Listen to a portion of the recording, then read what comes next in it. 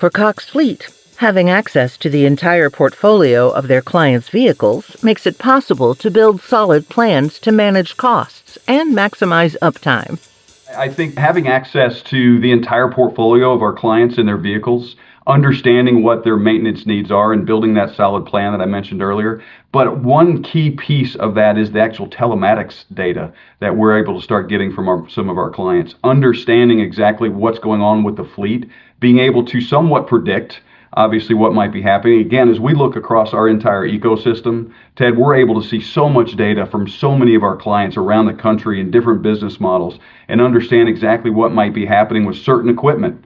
We're able to then to extrapolate that out and sit down and talk to our clients on what might be happening with their portfolio and ultimately building, again, that really solid plan. And there's no real better way of doing that than building a solid plan. You always have to tweak it, and you always have to make sure you understand what's going on. But to be able to predict what's happening is really the magic of what the future looks like.